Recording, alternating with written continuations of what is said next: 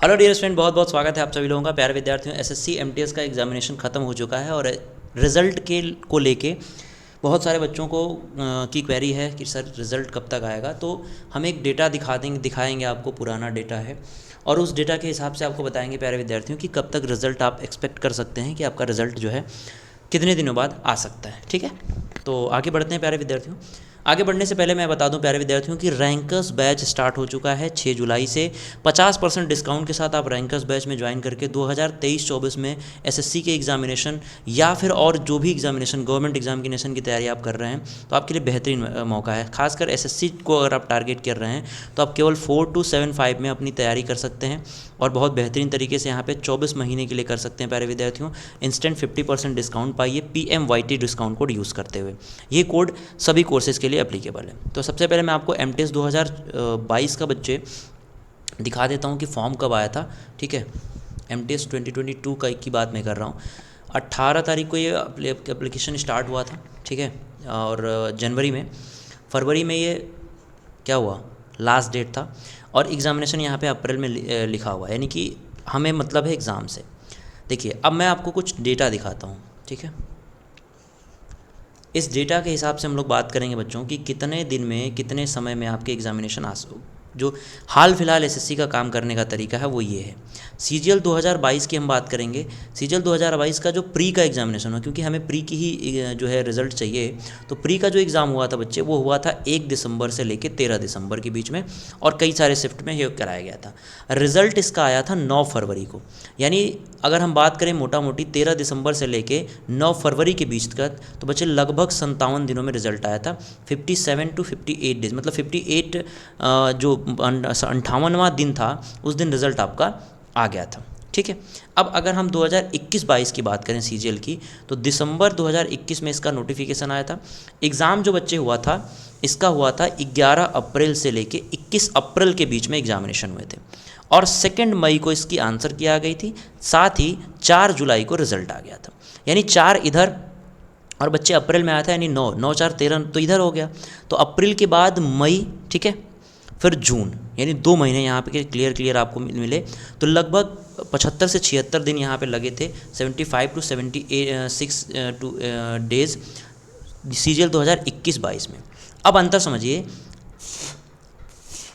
ये 21-22 का जो रिज़ल्ट है बच्चे वो आपका लगभग 75 से 76 दिन के बाद आया, लेकिन 2022-23 का जो रिज़ल्ट है वो 57 दिन में आ गया। अब मैं और आपको कुछ डेटा दिखाता हूँ जिससे आपको और क्लियरिटी होगी। अब देखिए, CHSL 2022 की हम बात करेंगे। 9 से लेके 21 मार्च के बीच में आपका एग्जामिनेशन हुआ था। 19 मई को रिज़ल्ट आया था, लगभग यहाँ भी 58 दिन आपके लगे थे। यानी आप देख रहे हैं कि 2022 के जितने भी एग्जामिनेशन हुए, जो 2023 में हुए या फिर 2022 के लास्ट में हुए, ये सभी एग्जामिनेशन के रिज़ल्ट लगभग 55 दिनों में, 55+ दिनों में जो है वो आ जा रहे हैं। CHSL 2021 देख लीजिए भाई, जून में एग्जामिनेशन हुआ ख़त्म, 10 जून को एग्जामिनेशन ख़त्म हुआ। अब 10 जून के बाद यहाँ पे आपके 20 दिन तो इधर बच गए। उसके बाद जुलाई, अगस्त में आया, जुलाई पूरा 31 दिन और अगस्त में 4 दिन आया, मतलब 3 दिन यहाँ पे आपके लगे। तो बच्चे 4 और यहाँ पे आपके 5, लगभग यहाँ भी 54 से 55 दिन आपके यहाँ पे लगे थे। ठीक है, बात समझ रहे हैं आप। तो 2021 का जो एग्ज़ाम हुआ था यहाँ भी आपके 54 से 55 दिन लगे थे, यानी रेशियो आपका 50+ का चल रहा है।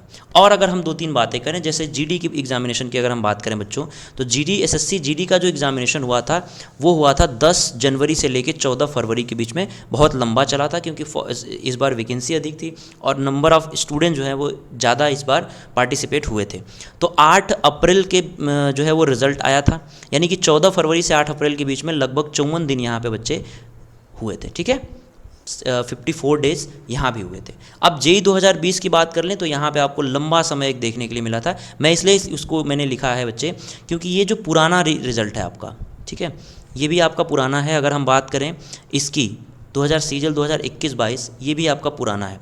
तो पुराने जितने भी रिज़ल्ट रहे थे उनमें लगभग 80 दिनों के बाद रिज़ल्ट आया, लगभग 70 दिनों के बाद रिज़ल्ट आया। लेकिन जिस हिसाब से 2022 के बाद एसएससी ने अपना काम शुरू किया है, जिस हिसाब से एसएससी अपना मतलब पूरी मेहनत और लगन से काम कर रही है एसएससी, उसको देखते हुए बच्चे यही लग रहा है कि रिज़ल्ट का जो टाइम पीरियड है वो 50 दिनों का आप मान के चलिए। चूँकि हमें 2024 में रिज़ल्ट देना है तो और भी, जैसे 58 दिन यहाँ पे लगा था, तो ये 50 दिन भी हो सकते हैं। एमटीएस का रिज़ल्ट 50 दिन में भी आ सकता है, बात समझिए। तो प्यारे विद्यार्थियों, जो एमटीएस का रिज़ल्ट है आप यहाँ पे देख लो कि भाई एग्ज़ाम कब हुआ था। टोटल वैकेंसी आपको पता है कि 12,500 है। एग्ज़ाम कब हुआ था? मई जून में, यानी कि 20 जून को लास्ट एग्ज़ाम था। ठीक है, 20 जून को लास्ट एग्ज़ाम यहाँ पे आपके था। तो आप यहाँ पे देख सकते हैं बच्चे कि 20 जून के बाद 10 दिन यहाँ पे जून में बच गए आपके पास। ठीक है, जुलाई में आपके 31 दिन बच गए, मतलब ओवरऑल 41 दिन आपका ये हो गया।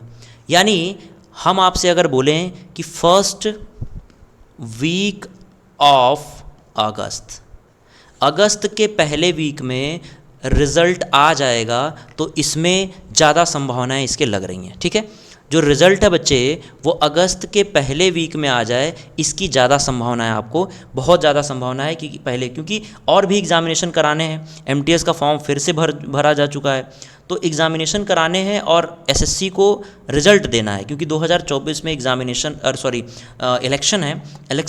इलेक्शन से पहले बच्चों 10 लाख जो है, जो मोदी जी ने कहा है, वो आपको पूरे करने हैं। तो इस रिज़ल्ट का वेट, अगर हम एक्सपेक्टेड मंथ की बात करें बच्चे, तो ये होगा आपका फर्स्ट वीक ऑफ अगस्त, यानी कि अगस्त के पहले वीक में आप देख सकते हैं कि आपका रिज़ल्ट आपको देखने के लिए मिल सकता है। ठीक है, ज़्यादा से ज़्यादा होगा तो 15 अगस्त से पहले पहले आपका रिज़ल्ट आ जाएगा डेफिनेटली।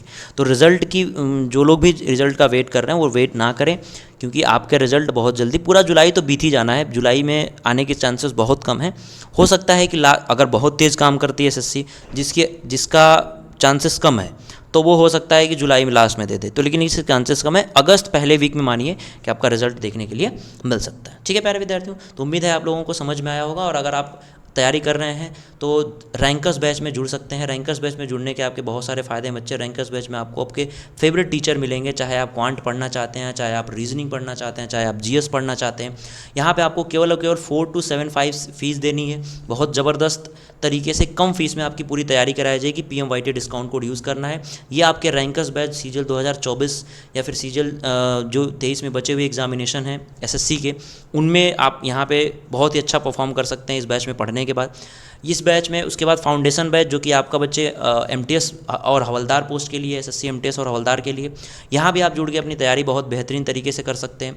इस लिस्ट में आपका नाम भी आ सकता है अगर आप मेहनत करेंगे, लगन से तैयारी करेंगे और अपने टीचर्स की बात सुनेंगे।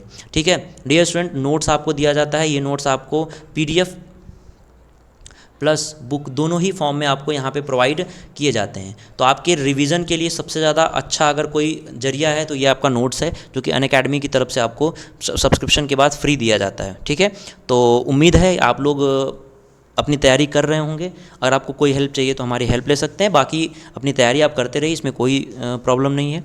Thank you so much, bye bye.